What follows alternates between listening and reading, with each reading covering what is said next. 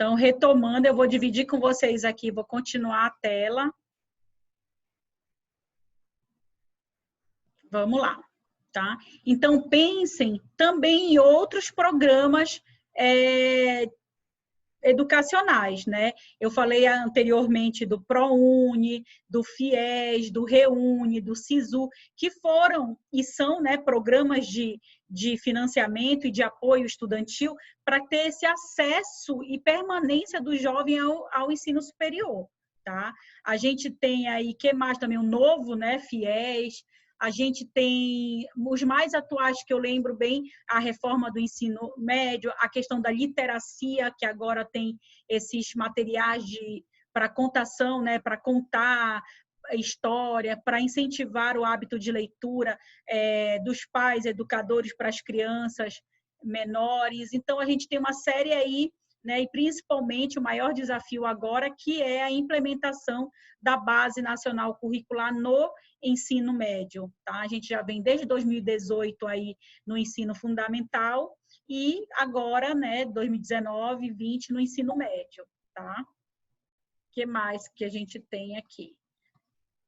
Bom, as políticas públicas educacionais... Professora, deve estar aguardando. Desculpa.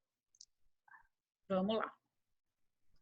E já entrando mesmo na área educacional, como a gente está conversando, são políticas públicas que dizem respeito à área da educação escolar, e aí são projetos dentro da que a gente chama de educação formal, aquelas que acontecem dentro do ambiente escolar, e são emanadas pelo Estado, ou seja, pensadas e desenvolvidas como qualquer outra política pública. Implicam escolhas e decisões que envolvem indivíduo, grupos e instituições. Então, como o nosso Ministério da Educação está pensando na educação durante esses 4 anos, como o nosso governo está pensando regional, né, os governadores, como o prefeito está pensando. Então, a partir daí, essas diretrizes vão sendo colocadas em prática. É um processo que só existe quando a educação assume uma forma organizada, sequencial e definida. Ou seja, eu tenho que organizar quem são essas instituições, como isso vai acontecer, qual é a sequência disso acontecer, tá? Já tudo definido, orçamento, pessoal, de acordo com as finalidades e interesses que se tem em relação aos aprendizes envolvidos nesse processo. Então, o governo A tem uma noção de educação e que tipo de educação ele vai desenvolver, como ele quer essa juventude dele, essa criança, esse adolescente, esse adulto dele. Né? O governo B, a mesma coisa, e assim sucessivamente. A gente vai vendo essa intenção por meio dos seus programas e ações. A educação é também uma política pública social, está dentro do rol dos direitos sociais, né, de responsabilidade do Estado, ou seja, constitucionalmente previsto que o Estado, o poder público, tem que oferecer educação gratuita e de qualidade, mas não pensada somente pelo Estado, mas com todos esses atores sociais. Qual é o tripé? Família, Estado e sociedade. Então, eu tenho aí um tripé de responsabilização.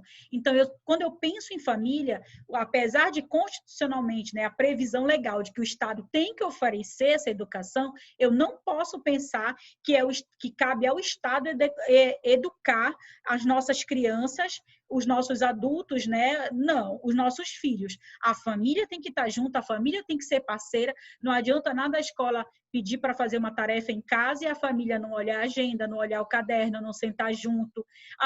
Meu filho reclamou da forma como o professor falou. Eu vou lá entender o que foi que aconteceu. Meu filho chega com uma mordida, eu vou lá entender o que aconteceu. Então, essa família ela tem que estar presente.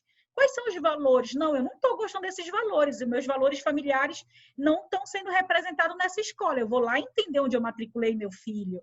Né? Ou eu aceito e permaneço, ou eu mudo para aquela que apresenta os valores que estão em conformidade com aquilo que eu acredito. Então, essa parceria é fundamental. Estado cumprindo o seu papel, oferecendo uma educação pública de qualidade, é o papel dele, a família acompanhando esse processo de ensino e aprendizagem, né, também como um dos atores, um pilar fundamental para esse processo. E a sociedade aqui no controle, na participação, cobrando, né, que essa qualidade se concretize de fato, tá? O que mais que eu tenho aqui?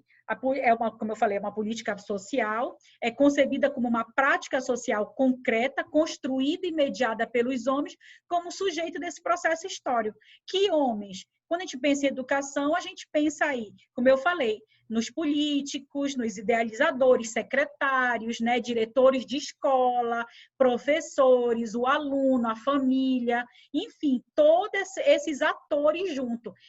Eu costumo dizer, na minha prática como pedagoga, que a educação de uma escola começa com o porteiro. Quando eu tenho um porteiro que eu adentro nesse universo e tenho um porteiro que dá bom dia, né, que orienta, que não permite que a sua criança saia, esse jovem esteja fazendo alguma coisa errada, mas que tem uma postura também acolhedora, isso faz todo o diferencial. Chegar num lugar onde as pessoas mal te deem bom dia, cara fechada, emburrada, uma postura, né, complicada, é muito difícil. E vocês da psicologia sabem disso. Nós temos teóricos que trabalham com afetividade como valor. O quanto que é importante a afetividade para aprender. Então, se eu tenho um ambiente hostil, eu tenho um ambiente que não favorece a aprendizagem. Mas se eu tenho um ambiente facilitador, né, caloroso, agradável, tudo isso contribui para que a minha aprendizagem ela seja mais que ela aconteça de fato, né? E dessa forma a sua força ela resiste numa mudança e libertação, né? Então a gente concebe aí, numa perspectiva freiriana de Paulo Freire, que ele traz essa ideia, né, de que Freud também na área de vocês fala disso, né, que o conhecimento ele é libertador, né? E Paulo Freire também nos ensina isso, né, que o conhecimento ele traz mudança e libertação. Então, quando a gente aprende, a gente se torna mais livre, a gente não se torna escravo de pessoas aí que vão nos aliciando, nos induzindo, porque a gente tem preguiça de pensar ou porque a gente não aprendeu a pensar também, tá? Então, essa é a perspectiva do modelo educacional que a gente preze, que seja realmente uma oportunidade de libertação, né? E aí a gente pensa principalmente naqueles que mais precisam, nas nossas crianças de periferia, nossas crianças que não têm acesso a ensino, né, de qualidade, o quanto que eles precisam ter modelos e pessoas que os ajude, o incentive, diga que vale a pena, que é difícil sim, porque pensar no nosso país é muito difícil. A gente tem vários programas de entretenimento e pouquíssimos programas educacionais. Tudo isso faz parte de um plano de emburrecimento. A gente é capaz de passar horas no celular, vendo Instagram, vendo Facebook, vendo um monte de coisa. Claro que no meio dessas mídias digitais tem muita coisa boa, mas eu só encontro essas coisas boas se eu for uma pessoa que fui preparado para ter esse nível de criticidade. Se eu sou preparado apenas por prazer, né, para essa coisa rápida, célere, né, do prazer momentâneo, sem hábitos de estudo, eu não vou gostar desse tipo de programação. Então, aí é mais complicado ainda. O que mais que eu tenho aqui? E aí, gente, eu já entro no nosso texto propriamente dito, tá? E as principais ideias que ele nos traz, né? Essa ideia de contextualização. E o texto ele fala para a gente que as políticas públicas, a política pública brasileira, ela sofre influência dos organismos internacionais. E aí eu quero que vocês leiam o papel da Unesco, né, do Banco Mundial, do Fundo Monetário Internacional, que são esses organismos internacionais que acabam financiando não só a nossa educação, mas as nossas políticas públicas de desenvolvimento econômico. Então, o país, o Estado, ele vai atrás desses financiamentos para poder colocar os seus programas de governo em pauta, né, em ação, mas eles têm por trás uma agenda a cumprir, né? E em países em desenvolvimento e países que se utilizam dos financiamentos internacionais, não se pode ter analfabetismo, não se pode ter uma série de dados, de resultados que mostrem que essa educação não está melhorando. Mas uma coisa é eu ter essa educação de fato melhorando, outra coisa é eu ter apenas uma questão numérica, né? Claro que a agenda ela vem com uma intencionalidade. olha, o Brasil pegou um financiamento tal, mas em troca disso vai ter que erradicar o analfabetismo. Quando a gente olha isso, é muito bom. Vamos erradicar o analfabetismo. Mas como é que está acontecendo isso de fato? Né? Será que o ensino continuou de qualidade? Os resultados que eu estou querendo é realmente para educar aquela criança, aquele adolescente, aquele adulto?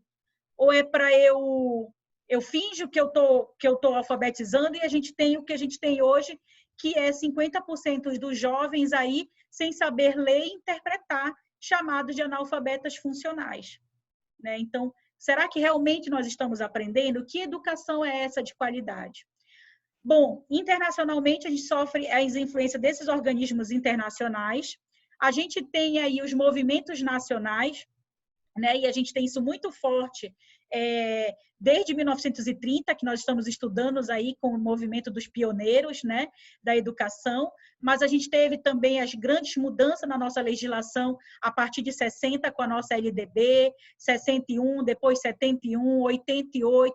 A gente também tem outros movimentos populares, como os próprios professores, as produções acadêmicas, as dissertações de mestrado, artigos científicos na área, teses de doutorado, chamando a atenção para isso, a ação dos fóruns educacionais, né, do Conselho Nacional de Educação, das associações de pesquisa, de estudo e pesquisas, também incentivando essa discussão sobre a nossa educação, e também em âmbito local, seja pelo poder público, né, pelos movimentos também públicos, e por nós também, enquanto cidadãos que ansiamos por uma educação pública de qualidade. As políticas públicas, elas não são estáticas, elas não param no tempo, elas se aperfeiçoam. À medida que a sociedade vai avançando, essas políticas públicas vão se aperfeiçoando, e é aquilo que eu já falei anteriormente para vocês. Eu tenho um projeto inicial, mas na implementação ele vai se alterando, e isso é muito normal. Temos aí a ideia do Banco Mundial, do Fundo Monetário Internacional, temos a Unesco, e aí é importante que vocês leiam sobre isso também. Há sempre uma ideia, o texto nos traz que há sempre uma ideia de que há uma crise educacional, né? Que crise é essa educacional? A péssima qualidade da nossa educação. Ok, quem são os culpados disso? Os grandes culpados é a nossa péssima gestão, ou seja, a incapacidade de governar. Qual a ideia? O que se fazer para se sair dessa crise? E aí vem as propostas neoliberais a partir da década de 90, né? Então, nós temos aí uma série de ações padronizadas de iniciativas educacionais, né? Como a ideia do próprio IDEB. Por favor, guardem e marquem isso, asterisco. O IDEB, que foi criado em 2007 para medir a qualidade de cada escola e cada rede de ensino, municipal, estadual, né?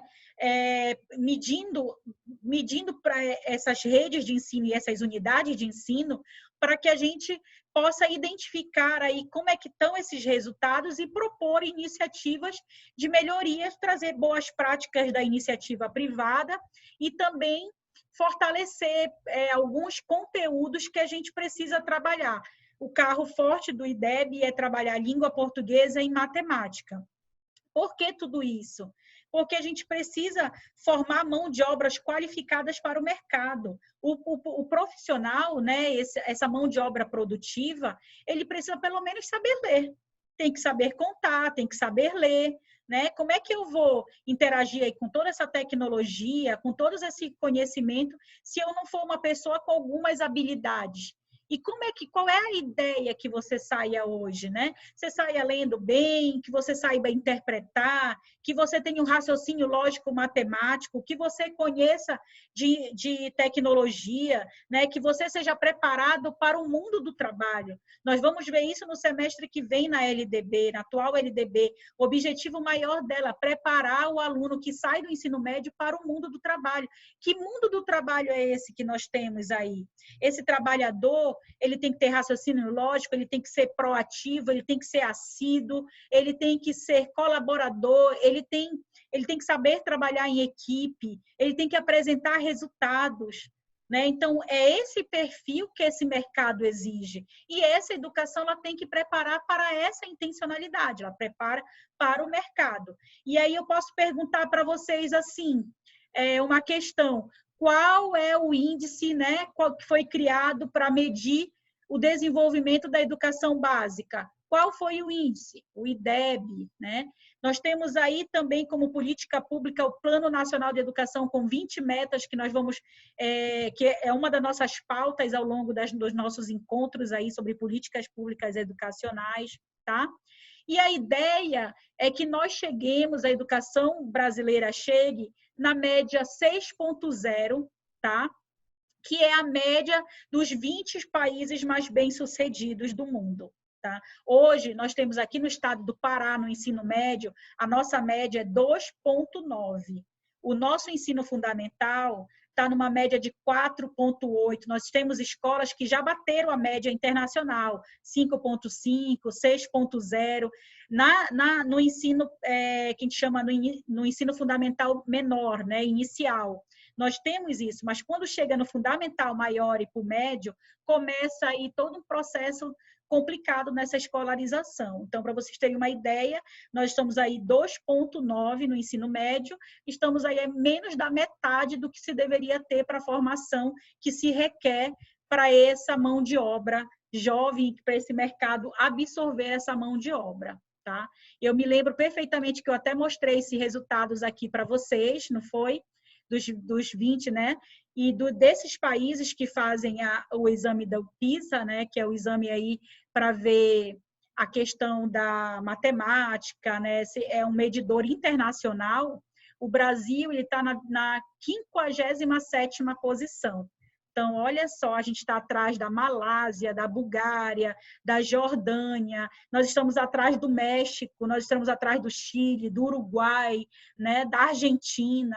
Então, o que é que está acontecendo com a nossa educação que a gente aí não está conseguindo resultados, né, positivos e não estamos conseguindo ensinar os nossos jovens. Daí uma proposta para esse ensino médio, que é a implementação dessa base nacional curricular, tá? Que depois a gente vai tratar disso também.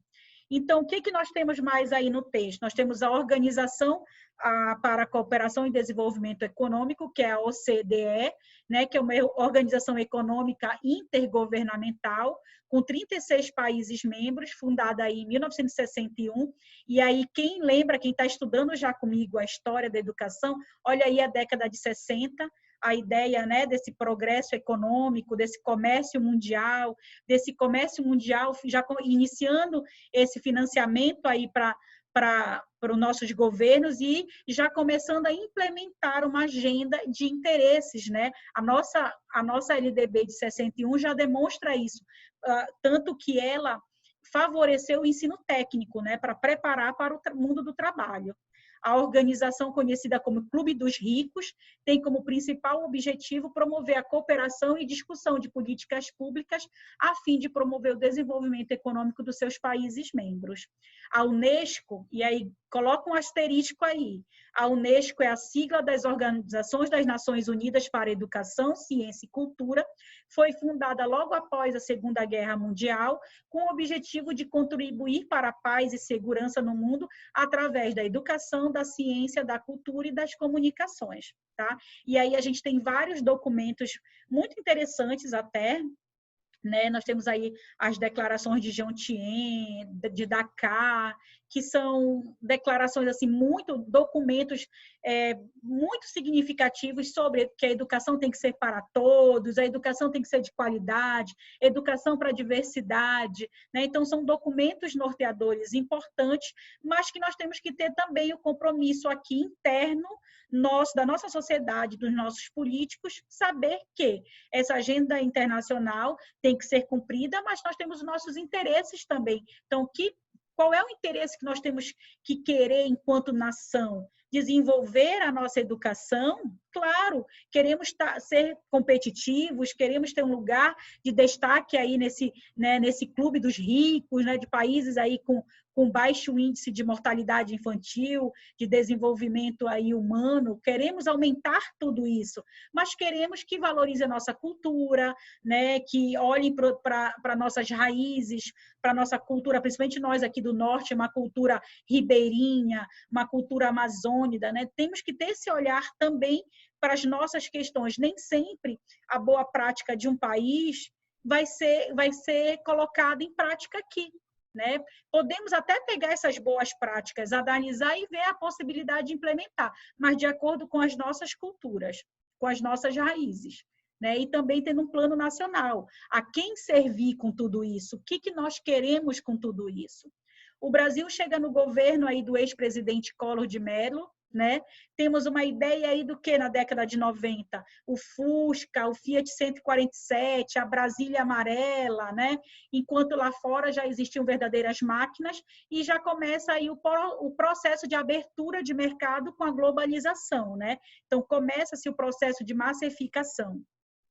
Nesse mesmo tempo, a gente tem aí 2 anos antes a aprovação, né, a implementação, entra em vigor a nossa Constituição Federal, de 88, e atender uma demanda mundial, já que se não fosse assim, o país não seria um país competitivo. Como assim? A nossa Constituição, gente, ela é uma Constituição social, garantista, mas ela traz no bojo delas ideais liberais. Né? Ela valoriza a livre iniciativa, o livre comércio, a educação tem que preparar para o mundo do trabalho. Então, a gente tem aí alguns valores já nessa concepção neoliberal de educação. Tá? Temos aí em 94 o Fernando Henrique Cardoso, o governo FHC, que instituindo aí esse novo liberalismo, né? Esse neoliberalismo. E em seguida a gente tem o Lula, né, e que assumiu e percebeu também que não podia fugir disso. Então, os modelos econômicos continuaram. Claro que as políticas públicas mudaram, alguns mais populistas e outros não, mas a forma de gerenciar não se mudou. O país continuou liberal, né? Por quê? Porque ele tinha que se tornar competitivo. E aí nós temos exemplo clássico disso, que é a telefonia. Antigamente, quem tinha uma linha telefônica era rico, né? Uma linha fixa. Hoje não tem mais valor nenhum, hoje já quase nem tem mais linha fixa. Todas as casas têm um celular. Então, com a globalização, houve outras aberturas de mercado. E a privatização é uma forma de enxugar o aparelho público, né? De tornar as repartições, os órgãos públicos mais competitivos, as empresas públicas mais competitivas. O que significa privatizar? É trazer as boas práticas da iniciativa privada. Por isso o nome de privatização, porque eu trago as boas práticas da iniciativa privada. Quais são as boas práticas? Gestão para resultado, né? E a questão dos cargos bem definidos, em alguns, agora, novos modelos de gestão, essa ideia de uma gestão horizontal, não mais a ideia de chefe, que era o modelo burocrático, mas de líder, né, de economia compartilhada, essa ideia agora de governança. Então, tem que trazer, busca-se trazer essas concepções para a administração pública, e isso não é diferente com a educação. Não se resume, privatização não se resume apenas a pacotes econômicos que influenciam a formulação de políticas públicas, não. Mas isso tem respaldo na educação, na forma de gerenciar, na autonomia, no empreendedorismo do cidadão. Países em desenvolvimento, chamados os países neoliberais, que é o caso do Brasil, não podem ter analfabetas, tá? Então, a gente não tem analfabetas, mas, infelizmente, essas políticas públicas também não são implementadas como devem ser, e aí a gente tem hoje um grande número de analfabetas funcionais, né? Que sabe escrever o nome, mas uma coisa mecânica, não sabe interpretar. Às vezes, você está ouvindo uma música que agride tanto a mulher, e, por outro lado, a gente tem vários movimentos de repúdio, mas nós somos as primeiras a estarem cantando música que nos chamam de vadias, de piriguete, de cachorra, de tapa na cara. Então, às vezes, nós não sabemos nem direito o que nós estamos institucionalizando. E aí a gente percebe nitidamente esse analfabetismo funcional. Ou seja, eu me agarro numa melodia, eu me agarro numa ideia, mas eu não sei direito o o que isso significa, tá? E aí, nessa cartilha neoliberal, tem levado a educação a atender interesses de mercado. Isso tem reflexo em todos os níveis e etapas da educação. Quais são os níveis? Educação básica e superior. Educação básica formada aí pela educação infantil, pelo ensino fundamental e o ensino médio. E qual é o outro nível? Ensino superior, tá? Com a sua graduação, pós-graduação. Assegura que o mundo empresarial tem interesse na educação porque deseja uma mão de obra qualificada. Querem pessoas competitivas, técnicas, com capacidade de trabalhar em equipe, raciocínio lógico. Por que vocês acham que em todos os concursos hoje, atualmente, se pede o raciocínio lógico? Porque a gente precisa ser célere, a gente precisa ser rápido, a gente tem que ter uma capacidade muito rápida de resolver problemas. Tá? Então, é essa a ideia, essa educação busca atender a todas essas exigências. Para vocês terem uma ideia, lá na LDB de 71, a gente era uma ideia ainda de uma psicologia comportamental, de estímulos e respostas, né? Aí prezando pela questão do ensino técnico, e hoje a LDB já busca trabalhar a capacidade de resolver problemas, ou seja, tem que se pensar.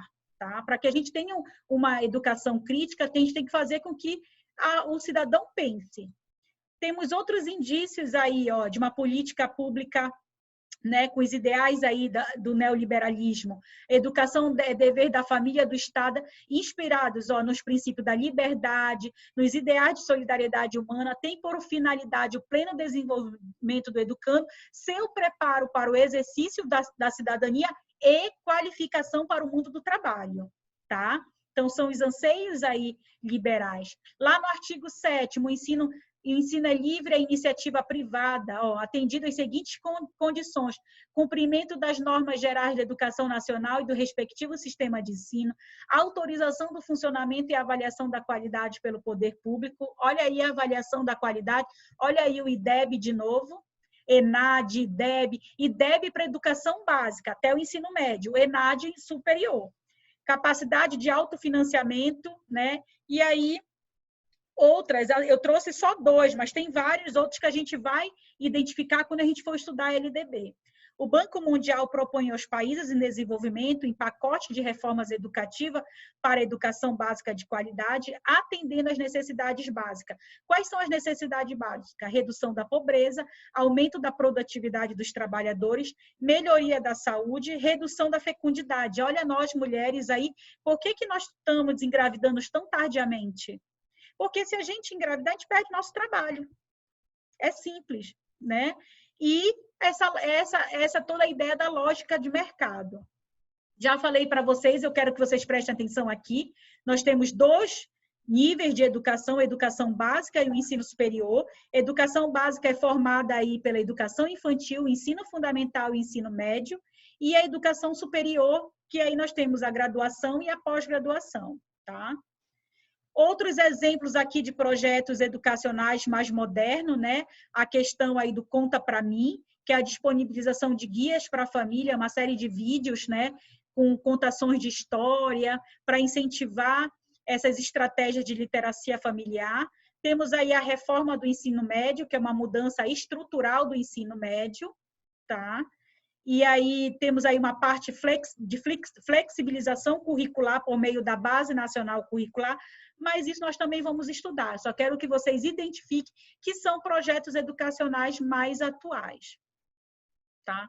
Temos aí como políticas educacionais a expansão da oferta da educação infantil, consolidação do ensino médio, educação profissional e tecnológica, valorização docente, formação superior e piso salarial. Ainda não está muito concretizada, mas temos aí, está previsto no Plano Nacional. Educação especial, a inclusão, né, dessas crianças e adolescentes, aí, adultos que tenham deficiências, universalização do acesso à escolar, todas as crianças têm que estar na escola, e a educação superior com a sua expansão da oferta, né, da rede federal e também do acesso às instituições particulares por meio dos FIES, do ProUni, enfim, de alguns de alguns projetos aí de financiamento. Quais são os desafios da gestão pública para a educação? A colaboração, temos que ter a colaboração entre todos os entes, governo federal, estadual e municipal, e entre nós também, cidadãos. Uma educação básica que vise acesso e permanência das nossas crianças, né? Educação superior, a democratização do ensino superior e também perpassa pelo acesso e permanência desse jovem. Um sistema nacional de educação e o Plano Nacional de Educação prevê aí 10% do nosso PIB, de todo o faturamento do governo federal, para ser investido em educação. Tá? Aqui eu trago uma frase e aqui são as nossas referências. Eu vou só fechar a tela, porque eu vou abrir para as perguntas, para as dúvidas que vocês tenham. Só um momentinho que eu já vou voltar aqui com vocês.